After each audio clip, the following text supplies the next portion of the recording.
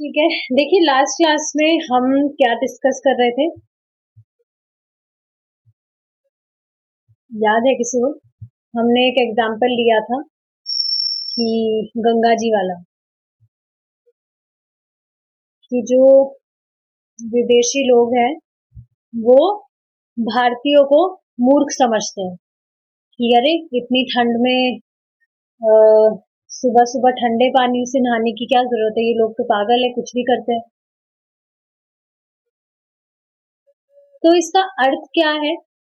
जो विदेशी लोग हैं उनको धर्म के बारे में कुछ भी पता नहीं है। ये बात बिल्कुल सही है। उनको धर्म के बारे में बिल्कुल भी जानकारी नहीं है।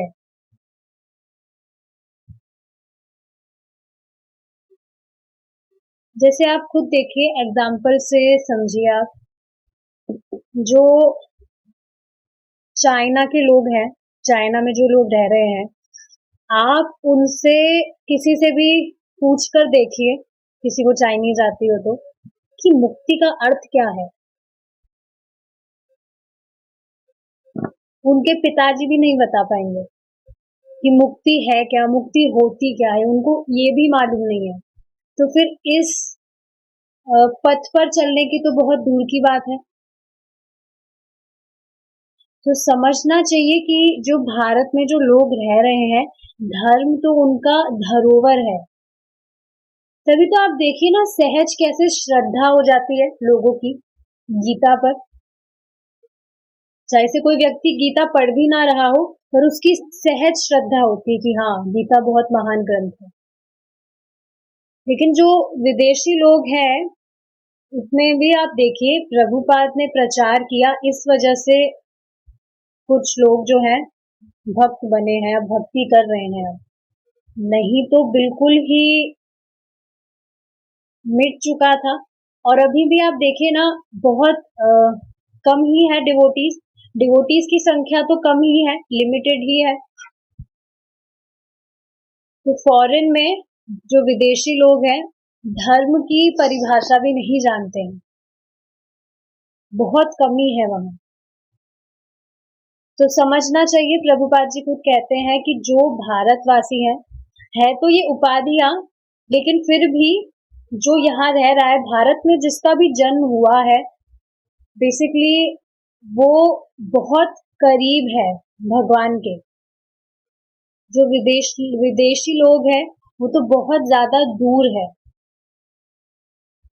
समझ रहे किस में दूर है? मतलब आप देखिए ना, जो भी फॉरेन कंट्रीज हैं, उनको क्या कहा जाता है? Developed countries. तो किस चीज में डेवलप्ड है वो? जो सेंस ग्रेटिफिकेशन की चीजें हैं, उसमें ही तो डेवलप्ड है। देखिए, ये नॉलेज अभी हम ले रहे हैं तब हमें ये चीज समझ आ रही है, नहीं तो हम भी पहले, एटलीस्ट मेरी बात कर रही हूँ मैं बहुत पहुंचा हुआ मानती थी फॉरेन कंट्रीज को। एंड ऑफ कोर्स जो एसोसिएशन था कॉलेज टाइम में, जो फ्रेंड्स वगैरह रहते हैं, वो सब भी यही बातें करते थे कि क्या इंडिया में हमने जन्म ले लिया, इससे अच्छा फॉरेन में होते हम, वहाँ कितनी बढ़िया लाइफ है, सब मजे करते हैं, ये वो। पर अब समझ आ रहा है कितनी बड़ी फजीयत है अगर कोई फॉरेन में किसी ने बर्थ लिया है तो। कोई मजे वाली जिंदगी नहीं है वो, पशुओं वाली जिंदगी है। आप देखिए ना, भारत में तो फिर भी कितना धर्म पालन किया जाता है धर्म पालन। लेकिन विदेश में ऐसा कुछ भी नहीं है, वहां बिल्कुल पाश्विक चीजें ही हो रही है।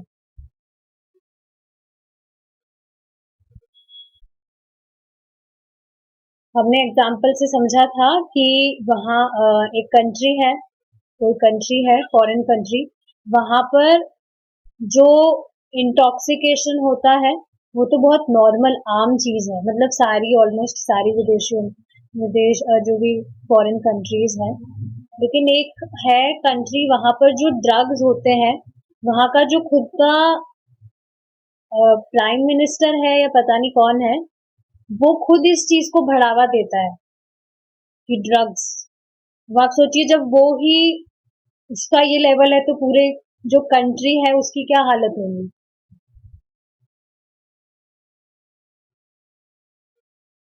जैसे एक एग्जांपल से आपको समझाऊंगी। मैंने बताया था कि सुबह जो मैं सेशन देती हूँ, तो उसमें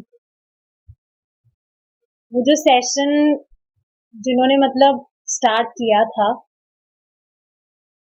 उनकी ही जो वाइफ है, they both live in foreign only, बाहर विदेशी शहर में रहते हैं, विदेशी देश में रहते हैं, विदेश में रहते हैं, और है इंडियन लेकिन विदेश में रहते हैं।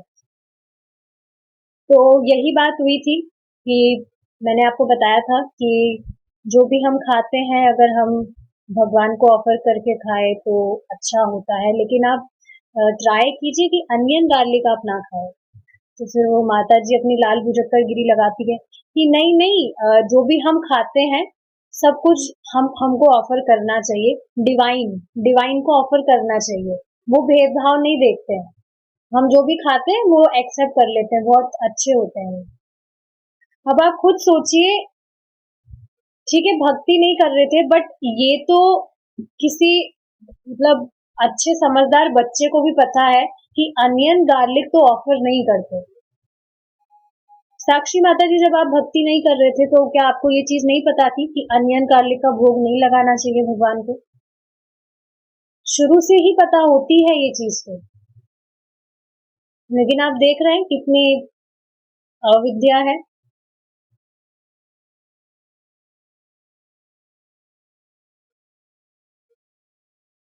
प्रभुपाद जी कहते हैं, जो लोग ऐसे कहते हैं कि हम खाने पीने में कुछ भेदभाव नहीं करते हैं, हम कुछ भेदभाव नहीं करते हैं, तो फिर सुअर बन जाओ, कुछ भी भेदभाव नहीं करते हो तो खाओ आराम से, क्या दिक्कत है? और ऐसा ही होता है, जो व्यक्ति ऐसा करता है उसे फिर यही योनि प्राप्त होती है। कुछ भेदभाव नहीं करना तुम्हें, ठीक है कुछ भी खाओ, फिर कोई जरूरत नहीं है भेदभाव करने की।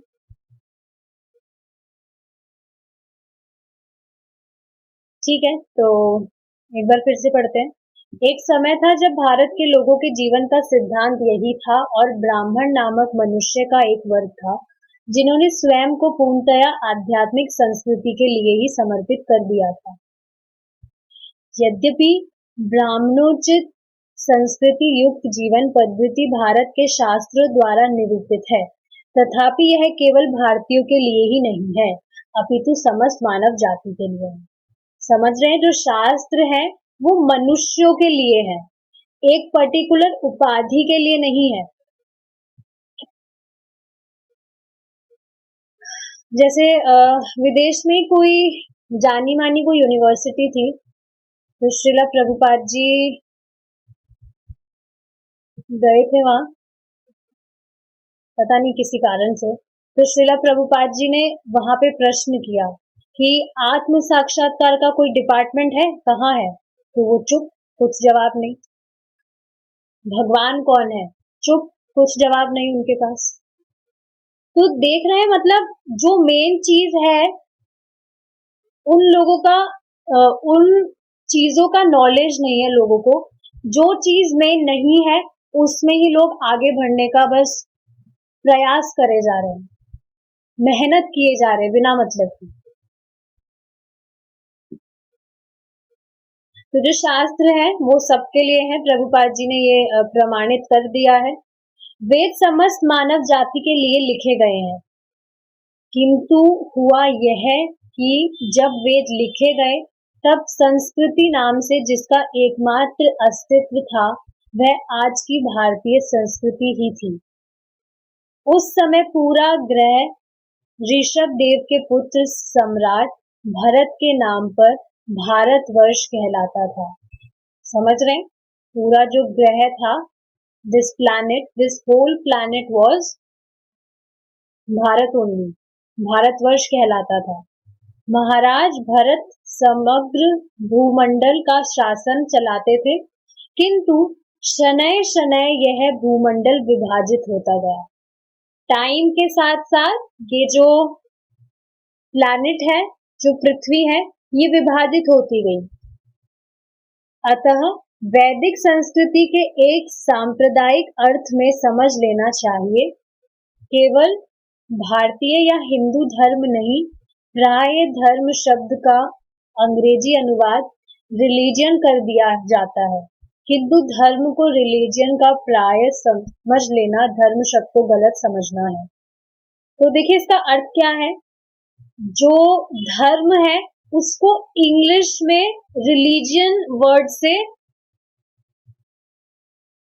सब्स्टिट्यूट कर दिया जाता है, कह सकते हैं। लेकिन समझना चाहिए कि रिलीजन का मतलब क्या है, जिस पर हमारी श्रद्धा है। देखिए यहाँ पर प्रभुपाद जी बता रहे हैं, सामान्य प्रयोग में रिलीजन शब्द किसी विशिष्ट प्रकार की श्रद्धा का बोधक है। आज हमें इस पर विश्वास है, लेकिन विश्वास जो है वो टाइम के साथ चेंज हो सकता है। जैसे जो राजा है वो मंत्री पे पूरा पूरा विश्वास करता है कि ये मेरा बहुत पास का व्यक्ति है और सारी कॉन्फिडेंशियल चीजें उसके साथ शेयर करता है। लेकिन अब वो ही मंत्री विश्वासघात कर देता है तो फिर विश्वास चेंज। तो श्रद्धा मतलब जो विश्वास है, आज मुझे इस चीज पर विश्वास है, कल उस चीज पर विश्वास होगा, तो ये चेंज होता रहता है, फिक्स नहीं होती। धर्म शब्द ऐसा बोध नहीं कराता। लेकिन देखिए धर्म जो है वो ऐसा नहीं है कि आज व्यक्ति का, आज मानव का कुछ और धर्म है, कल कुछ और धर्म होगा, परसों कुछ और धर्म होगा। तो समझ रहे हैं, यहाँ देखिए ऐसे ही कंफ्यूजन बहुत होता है। अब धर्म हिंदी वर्ड है, इसको अंग्रेजी में रिलीजन बोलते हैं, लेकिन उसका फिर अर्थ समझ में आता है कि ये तो श्रद्धा होता है, विश्वास। धर्म प्राणी के सहज स्वभाव और प्रवृत्ति का बोध कराता है। उदाहरण के लिए, जहां भी अग्नि होती है वहां उष्णता और प्रकाश होता है। अतः यह कहा जा सकता है कि उष्णता और प्रकाश अग्नि के धर्म है। अग्नि अपना धर्म परिवर्तन नहीं कर सकती। इसी प्रकार जल का सहज आंतरिक गुण तरलता है और उसका यह गुण बदला नहीं जा सकता। अब धर्म क्या होता है, रत्नाभूषिता माता जी आप बताएंगे क्या होता है धर्म, क्या पढ़ा अभी हमने? वीडियो ऑन करके कुछ और काम करेंगे तो पकड़े जाएंगे। तो नहीं माता जी, आज एक्चुअली ये था ना सेंटर तक हम लोगों का, वो कुछ था, वीडियो ऑफ करके करिए, मैं फिर मुझे डिस्टरबेंस होता है, मैं यहाँ पर कुछ डिस्कस कर रही हूँ और आप कुछ अपना काम कर रहे हैं। एनीवेज, सॉरी माता जी, सॉरी। हाँ तो देखिए धर्म जो है, यहाँ पर प्रभुपाद जी किस एग्जाम्पल से समझा रहे हैं। धर्म क्या है पहले तो ये समझिए, वस्तु का वह गुण जो उससे अलग नहीं किया जा सकता। जैसे यहाँ पर प्रभुपाद जी ने अग्नि का उदाहरण दिया। अग्नि जो है फायर, उसका गुण क्या है? उष्णता। उष्णता समझ रहे, हीट। तो फायर का जो गुण है वो है हीट। क्या इसको इससे अलग किया जा सकता है? बिल्कुल नहीं। उसी तरह से जो जीव है उसका जो स्वाभाविक धर्म है वो क्या है? सेवा करना। किसकी सेवा करना? भगवान की सेवा करना। लेकिन अब देखिए भगवान की सेवा नहीं कर रहा है तो किसकी सेवा कर रहा है? माया की सेवा कर रहा है। माया किसकी सेविका है? भगवान की। तो हाँ, ऐसा कहने में कहा जा सकता है हम्बल सर्वेंट ऑफ सर्वेंट। लेकिन बस ये बात है कि अगर माया देवी की सेवा कर रहा है तो फिर जूते पड़ेंगे, इतना सा फर्क है। भगवान की सेवा कर रहा है तो भगवान प्रेम करेंगे। अब व्यक्ति के ऊपर है, उसको जूते खाने हैं तो फिर माया देवी की सेवा करे, मजे से, क्या दिक्कत है, और खा ही रहा है। समझना चाहिए व्यक्ति कुछ भी कर रहा है वो इनडायरेक्टली भगवान की सेवा ही कर रहा है। समझना चाहिए सेवा जब गुण है ही तो क्यों ना भगवान की ही सेवा की जाए डायरेक्टली। इनडायरेक्टली सेवा करने में वो लाभ नहीं होता है। जैसे आप देखिए ना, पहले जो भी कर रहे थे हम डायरेक्टली भगवान की सेवा तो नहीं कर रहे थे, इस वजह से कुछ जीवन में परिवर्तन भी हम अनुभव नहीं किया हमने आज तक। बट अब डायरेक्टली भगवान की सेवा में लग गए हैं तो हर रोज कुछ ना कुछ हम एक्सपीरियंस कर रहे हैं, नया चीज। तो समझना चाहिए, अगर व्यक्ति माया में पड़ भी गया तब भी भगवान की सेवा करना नहीं छोड़ना चाहिए। माया तो हर वक्त प्रीचिंग में लगी रहती है, हर वक्त प्रीचिंग में लगी रहती है माया। क्या प्रीचिंग में लगी रहती है? नीलू माता जी, मैं मना थोड़ी कर रही हूँ आपको, आप आराम से करिए भक्ति, भक्ति तो करनी है, डेली करते ही आप, लेकिन आज आज रहने दीजिए, आज आप रेस्ट कीजिए थोड़ा। कथा तो डेली सुनते, कल सुनिएगा आप, या चैंटिंग तो आप रोज करते, एक दिन नहीं करेंगे तो क्या होगा? प्रसाद तो डेली खाते, कौन खा रहा है प्रसाद? इतनी तपस्या कौन कर रहा है? एक दिन नहीं करेंगे तो क्या होगा? कांस्टेंट प्रीचिंग करती है माया, पर हमें प्रीच नहीं होना।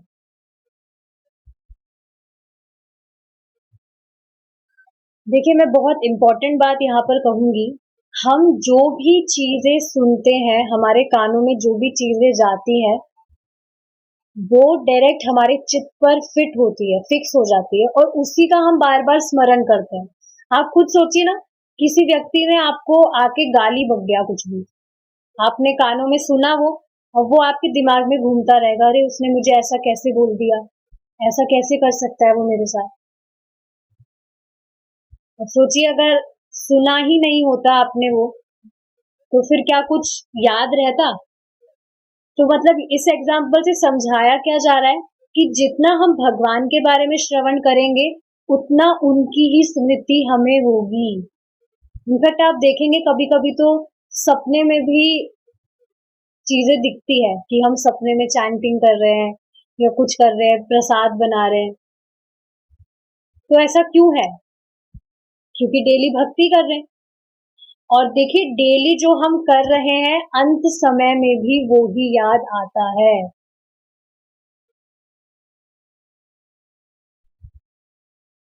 तो इस चीज को ग्रांटेड कभी नहीं लेना चाहिए। चलिए, एक और बात आपको मैं बताती हूँ।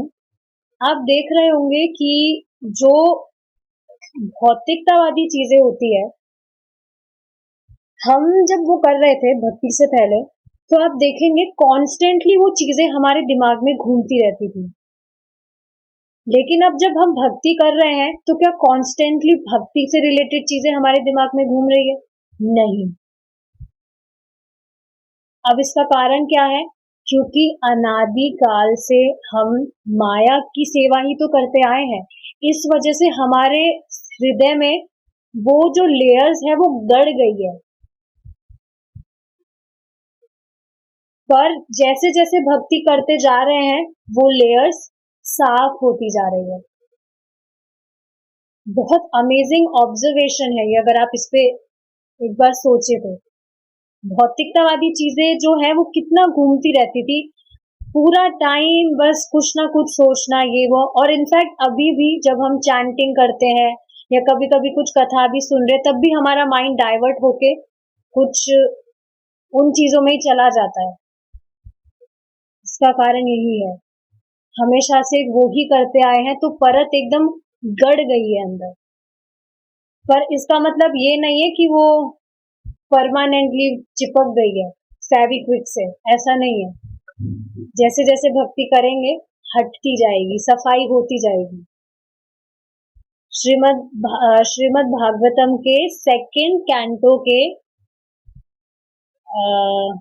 7th चैप्टर के 5th श्लोक में क्या डिस्कस किया था?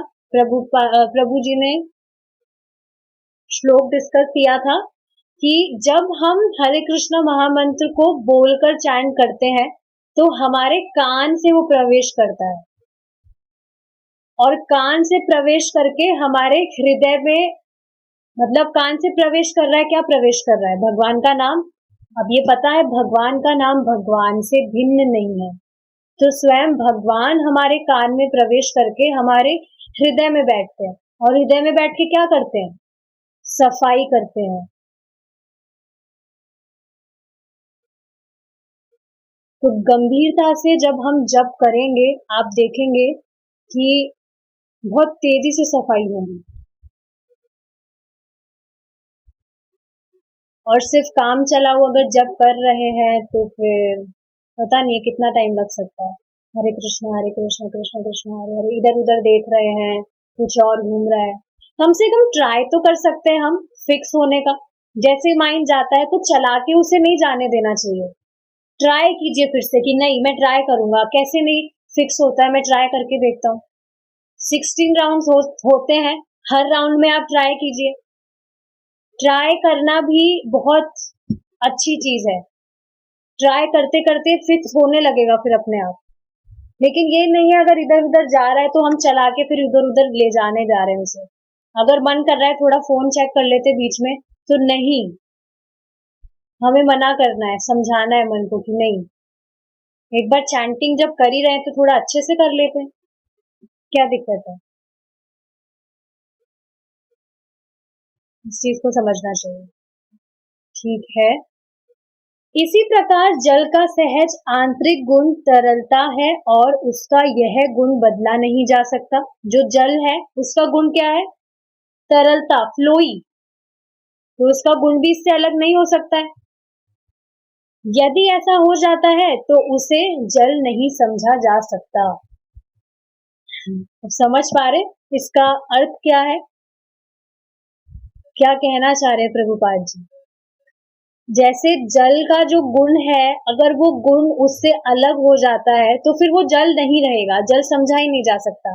उसी तरह से अगर मानव है, उसका धर्म उससे अलग अलग तो नहीं हो सकता है, मतलब फिर भी अगर वो उसे फॉलो नहीं कर रहा है तो फिर वो सिर्फ एक पशु रह जाएगा। महाभारत का एक श्लोक है, उसमें ये व्याख्या है कि जो 4 चीजें हैं मनुष्य और पशु में समान है, लेकिन सिर्फ एक ही चीज है जो मनुष्य को पशु से अलग करती है, वो है धर्म। लेकिन अगर व्यक्ति धर्महीन ही हो जाएगा तो फिर वो पशु तुल्य ही हो जाएगा। धर्म ही वो चीज है जो हमें एनिमल्स से अलग करती है।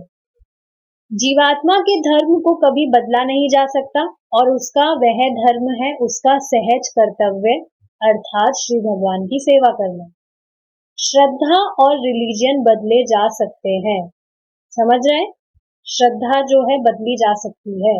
पहले हमारी शिव जी में श्रद्धा थी, अब कृष्ण में श्रद्धा हो गई, अब कृष्ण से तो बदलेगी नहीं वैसे वैसे किसी की बदलने वाली है, किसी को डाउट है कि नहीं कृष्ण के अलावा भी किसी और शरण में जाना है अभी हमें, ये तो नहीं है डाउट।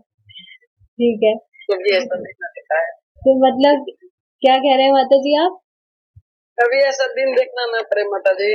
हाँ, बस यही प्रे करते रहिए, नहीं देखना पड़े, बस ट्राई करना है इसी जन्म में भक्ति करके ये चैप्टर क्लोज करके बस चले जाए। श्रद्धा और रिलीजन बदले जा सकते हैं। आज मैं हो हिंदू हो सकता हूँ, किंतु कल मैं एक ईसाई या मुस्लिम बन सकता हूँ। इस प्रकार मत में परिवर्तन हो सकता है, किंतु धर्म एक स्वाभाविक कर्म है, एक नैसर्गिक वृत्ति अथवा एक सहज संबंध है। नैसर्गिक वृत्ति होती है जो मतलब अलग नहीं की जा सकती है, ठीक है, ये स्वाभाविक है। देखिए धर्म का मतलब ही क्या होता है? कुछ नियम पालन करना। और परम जो मनुष्य का परम धर्म है वो क्या है कि वो ऐसे कर्म करे, ऐसी क्रियाएं करे, कर्म नहीं ऐसी क्रियाएं करे जिससे उसका संबंध भगवान से पुनः जागृत हो सके। ये है परम धर्म। श्री कृष्ण कहते हैं जो ही जीवों के धर्म के पालन में हानि होती है अथवा जब अस्वाभाविक कार्यकलाप की अभिवृद्धि होती है तब मैं अवतरित होता हूँ। उनके अवतार का एक मुख्य प्रयोजन धर्म के सिद्धांतों की पुनः स्थापना करना है। वही धर्म पद्धति सर्वश्रेष्ठ है जो हमें भगवान की शरण में जाने के लिए सबसे अच्छे ढंग से प्रशिक्षित करती है। तो समझ पा रहे हैं, सबसे सर्वश्रेष्ठ जो साधन है, जो पद्धति है, वो वही है जो हमें भगवान की तरफ मोड़ सके। यही सर्वश्रेष्ठ साधन है, और भक्ति के अलावा कोई भी जो मार्ग है वो श्रेष्ठ नहीं है। सर्वश्रेष्ठ साधन ही भक्ति है, जबकि आप देखेंगे सबसे इजी भी ये है, सबसे इजीएस्ट। जैसे देखिए बाकी के भी जो साधन होते हैं, जैसे अष्टांग योग है और दूसरे जो भी साधन है, वो भी एक साधन है, ताकि जो व्यक्ति है अपना मन भगवान में लगा सके, लेकिन वो थोड़े कॉम्प्लिकेटेड होते हैं। तभी देखिए प्रभुपाद जी भी भक्ति योग को ज्यादा एम्फेसाइज कर रहे हैं, क्योंकि सबसे इजी है, इसको कोई भी फॉलो कर सकता है, कोई 5 साल का बच्चा भी कर सकता है। आपने देखा होगा एक 5 साल का बच्चा सच में है, उसके मतलब यूट्यूब इंस्टाग्राम पे वीडियो आते रहते हैं। 5 साल का बच्चा है वो, नाम तो मुझे पता नहीं है, तो प्रीचिंग करता है वो छोटा सा बच्चा भी, मजाक में। अपना भूषिता माता जी जानती है। हाँ, तो देखिए भक्ति योग इतना सिंपल है। देखिए इससे आपको एक चीज समझ आ रही है, 5 साल का बच्चा भक्ति में लग गया, पता नहीं 5 साल का ही है या ज्यादा का है, पर आप सोचिए इतनी सी उम्र में भक्ति में लग गया, इसका अर्थ है पहले भी उसने भक्ति करी थी। इसका अर्थ क्या है, इससे क्या समझ आ रहा है? अगर व्यक्ति इस जन्म में डिस्ट्रैक्ट हो जाता है, वैसे तो देखिए प्रयास यही करना है, हमें जानबूझकर माया में नहीं जाना है, प्रयास यही करना है इस जन्म में ही चैप्टर क्लोज करके निकल जाए। लेकिन फिर भी अगर व्यक्ति रह जाता है, नेक्स्ट बर्थ उसे मिलता है, तो वो इजी होता है, इस बर्थ से इजी होता है। जैसे अब आप उस बच्चे को देखिए, इजीली वो भक्ति कर पा रहा है, उसको वैष्णव के घर में उसने जन्म लिया और इजीली देखिए छोटी सी उम्र में भक्ति कर पा रहा है अच्छे से। भक्ति में कभी पतन होता ही नहीं है। नेक्स्ट लाइफ अगर मिलती भी है तो इससे बहुत इजी होगी, बस ये समझने वाली बात है। इजी मतलब कि भक्ति में अभी जो भी बाधाएं आ रही है वो बाद में कम होगी, लेकिन ऐसा नहीं है कि जो व्याधियां हैं या तीन ताप है वो नहीं सताएंगे, वो तो सताएंगे, अगर यहाँ जन्म मिलेगा तो वो तो स्वाभाविक है। भगवत गीता का यही आधारभूत सिद्धांत है। जब तक हम धर्म का वास्तविक उद्देश्य जानते हैं, हम अपने धर्म का चयन कर सकते हैं और हिंदू, मुस्लिम, बौद्ध, ईसाई या और कुछ भी हो सकते हैं। वस्तुतः श्रीमद् भागवत इस बात की संस्तुति नहीं करता है कि हम अपना वर्तमान धर्म छोड़ दें, किंतु वह धर्म के वास्तविक उद्देश्य को अवश्य इंगित करता है। मतलब देखिए इसका अर्थ क्या है कि हमारी जो अभी प्रेजेंट की जो भी रेस्पॉन्सिबिलिटीज है उसको छोड़ने के लिए नहीं कहा जा रहा है। ये नहीं कि हाँ मुझे भक्ति करनी है, अब मैं सब कुछ छोड़कर जंगल में जाके भक्ति करूंगा, वो प्रैक्टिकली पॉसिबल भी नहीं है देखा जाए तो। बस देखना चाहिए कि हमें जिस सिचुएशन में रखा जा रहा है वो बेसिकली एक तरह से हमारे टेस्ट है, उसी सिचुएशन में रहकर भक्ति करिए। जैसे आज का ही मैं आपको एक प्रैक्टिकल एग्जांपल बताना चाहूंगी, बहुत अमेजिंग चीज है। एक माता जी है, मैंने पहले भी डिस्कशन किया था उनके बारे में कि भक्ति मतलब शी वाज चैंटिंग 16 राउंड्स और जो भी प्रिंसिपल्स हैं वो भी फॉलो कर रहे थे, लेकिन फिर भी प्रोग्रेस नहीं कर पा रहे थे, क्योंकि वो जो ऑफेंस है, ऑफेंस कर रहे थे। क्या ऑफेंस? नाम के बल पे पाप करना। मतलब उनके घर में उनके जो हस्बैंड है वो उनको नॉनवेज खाना पसंद है, तो अब बताइए एक तरफ वो चैंटिंग कर रहे हैं और दूसरी तरफ she was making nonveg for her husband. So basically ये तो ऑफेंस ही है। देखिए कभी भी इतना किसी को फोर्स नहीं किया जा सकता है कि नॉनवेज बनाना ही पड़ेगा, इतना तो फोर्स आज के टाइम पर तो नहीं है एटलीस्ट। लेकिन अब आप देखिए कमाल की चीज क्या है, 4 साल से उन्होंने क्विट नहीं किया। She was constantly chanting her 16 rounds, और जो भी प्रिंसिपल्स हैं फॉलो कर रहे थे। और अभी श्रीला प्रभुपाद की जो रिकॉर्डिंग्स हैं वो भी वो सुनने लग रहे हैं, तो उन्होंने अपना मतलब एक्सपीरियंस शेयर किया कि उनके जो, मैंने बताया था उनके जो हस्बैंड है वो बहुत इग्नोरेंट मोड में है, बिल्कुल जो इग्नोरेंट मोड में सारी जो चीजें होती है, जो 4 नियम होते हैं वो बहुत अच्छे से भंग करते करते थे उनके हस्बैंड। लेकिन अब वो बता रही हैं कि उनके हस्बैंड में चेंजेस आ रहे हैं, वो भी अब हरे कृष्णा से उनको मतलब ग्रीट करने लग गए। तो देख रहे कितना प्रबल साधन है ये भक्ति करने का, भक्ति का।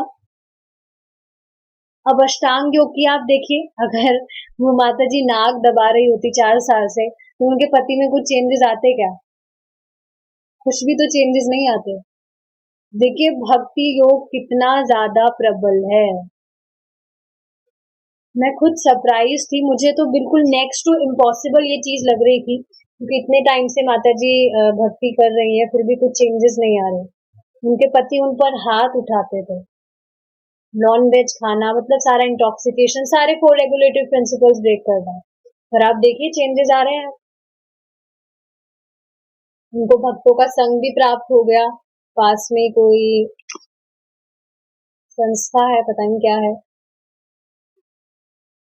तो इससे मतलब समझना क्या चाहिए कि टाइम कितना ही लगे, हमें गिव अप नहीं करना चाहिए। लेकिन काफी जो भक्त होते हैं वो कि इतने टाइम से हम कर रहे हैं, कुछ हो तो नहीं रहा है। जबकि मैं खुद मतलब ये चीज सोच रही थी कि वो माता जी कंटिन्यू कर कैसे पा रही है। सच बता रही हूँ मैं, अगर मैं खुद उनकी जगह होती तो मैं खुद कंटिन्यू नहीं कर पाती इस सिचुएशन में रहकर। बट फिर भी ऐसा नहीं है, वैसे हमारे सोचने से कुछ नहीं होता है, it's all Krishna's mercy. Krishna ही हमको एम्पावर करते हैं भक्ति करने के लिए, हमारे हाथ में तो कुछ भी नहीं है। पर फिर भी मैं स्टिल सरप्राइज थी कि कैसे कंटिन्यू कर पा रहे हैं, वो सब कुछ इतना दिख रहा है कि कुछ भी मतलब ऐसा नहीं है। देखिए हम डेली भक्ति कर रहे हैं तो बेनिफिट होता ही है, जो सिचुएशन है वो चेंज होती है। प्रभु प्रभु जी आज ही बता रहे थे कि हर नाम के साथ जो व्यक्ति है वो पहले वाला व्यक्ति नहीं रहा, हर नाम के साथ परिवर्तन आ रहा है, हर एक सिंगल नाम के साथ।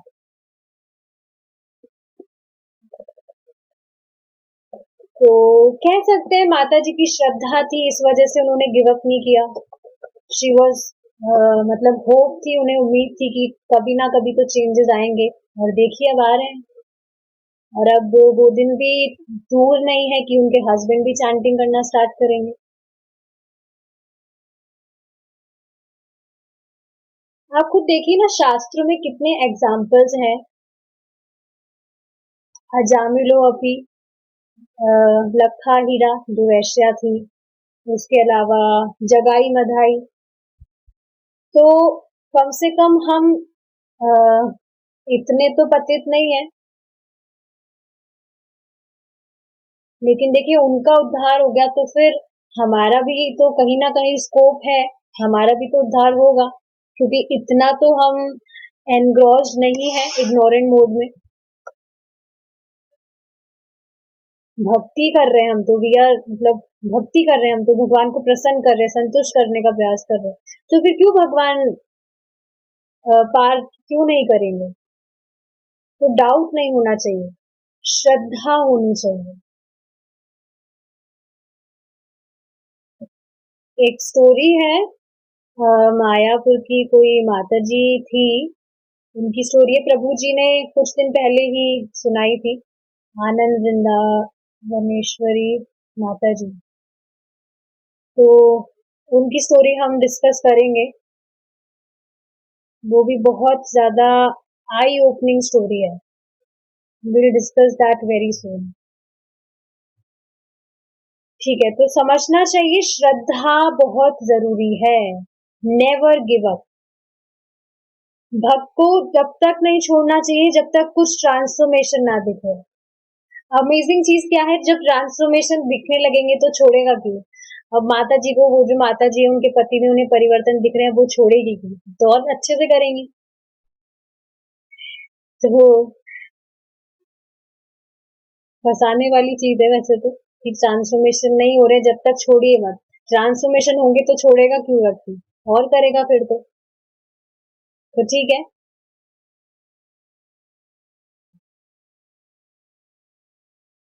हाँ, तो फिर से एक बार देखते हैं श्रीमद् भागवत। वस्तुतः श्रीमद् भागवत इस बात की संस्तुति नहीं करता कि हम अपना वर्तमान धर्म छोड़ दें, किंतु वह धर्म के वास्तविक उद्देश्य को अवश्य इंगित करता है।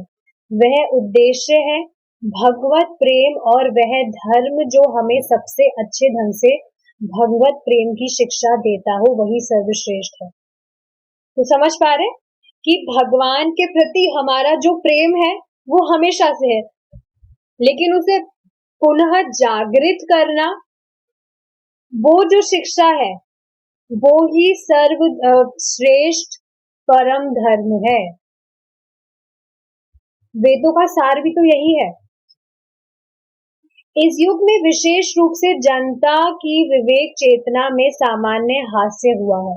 कुछ ही लोग याद रखते हैं कि ईश्वर है, किंतु अधिकांश लोग उन्हें भूलते जा रहे हैं। देखिए, मैं खुद बताती हूँ, मुझे भक्ति में आने के बाद में पता लगा था कि ऐसे भी लोग हैं जो भगवान को निराकार या मायावाद बोलते हैं। लिटरली मुझे नहीं पता था कि ऐसे भी लोग होते हैं जो भगवान को निराकार समझते हैं। हाँ, ये पता था कि सबकी अलग अलग श्रद्धा है। कोई गणेश जी की पूजा करता है, कोई शिव जी की पूजा करता है, कोई माया देवी की पूजा करता है। ये चीज पता थी, पर ये बिल्कुल पता नहीं था कि लोगों की भगवान का आकार ही उड़ा देंगे लोग। ये तो कभी दिमाग में नहीं थी चीज। तो देखिए, प्रभुपाद जी यही चीज तो कह रहे हैं कि जो लोग हैं वो भूलते जा रहे हैं कि ईश्वर है। क्या सोचते हैं कि ईश्वर तो था, मर गया, वो तो है नहीं। है तो दिखता क्यों नहीं है? जैसे प्रभु जी एग्जाम्पल देते हैं कि अगर ईश्वर है तो अभी प्रकट होकर मुझे मार दे। देखो, कोई प्रकट नहीं हुआ तो ईश्वर नहीं है। तो अब आप बताइए कि प्रभु जी कहते हैं कि तुम जैसे छोटे कीड़े को मारने के लिए भगवान प्रकट होंगे धरती पे। इतना टाइम नहीं है भगवान के पास। तो कुछ भी लोग कहते हैं, कुछ भी कहते हैं, अतएव वे सुखी नहीं रह सकते। तो कुछ भी कह रहे हैं तो कैसे सुखी रहेंगे आप बताइए? देखिए, भगवान से रिलेटेड, भगवान के प्रति अगर कुछ अपराध व्यक्ति करता है तो फिर पनिशमेंट तो मिलता ही है। सुखी तो नहीं रह सकता, और इसका प्रमाण यही है, प्रमाण दिख भी रहा है कि कोई भी व्यक्ति जो भगवान को संतुष्ट करने के लिए कुछ नहीं कर रहा वो सुखी नहीं है। और ये चीज सभी को पता है। भक्ति करने से पहले सभी इस चीज से परिचित है कि क्या हालत थी, क्या दशा थी। देखिए, लोग सोच रहे हैं कि ईश्वर मर चुका है, या यह है कि ईश्वर के प्रति हमारा कोई कर्तव्य नहीं है, या ईश्वर है ही नहीं। इस प्रकार के विचार कभी सुख का मार्ग प्रशस्त नहीं कर सकते। हाँ, खुद बताइए कि कोई बच्चा है, वो आया है यहाँ पेरेंट्स के द्वारा, और खुद के पेरेंट्स को ही वो गाली दे रहा है, तो वो कहाँ सुखी रह सकता है? खुद को बहुत बड़ा हीरो समझ रहा हो, लेकिन है तो ये गलत चीज ही। ऑफ कोर्स ये उसकी अविद्या का लक्षण है कि वो ऐसी चीजें कर रहा है, पर गलत तो है। गलती की सजा तो मिलती है। जैसे ट्रैफिक रूल्स किसी व्यक्ति को पता नहीं हो, उसने नई नई गाड़ी चलाना सीखा हो, लेकिन इसका अर्थ ये तो नहीं कि वो ट्रैफिक रूल तोड़ रहा है, जैसे गलती से ही तोड़ रहा हो, उसे पता नहीं हो, ज्ञान में तोड़ रहा हो, तो चालान नहीं कटेगा? चालान तो कटता है। तो ये उसी तरह से है। तो ठीक है, इस टॉपिक को हम कल कंटिन्यू करेंगे। कुछ क्वेश्चंस तो नहीं है, ठीक है, will stop here. Srila Prabhupada की जय।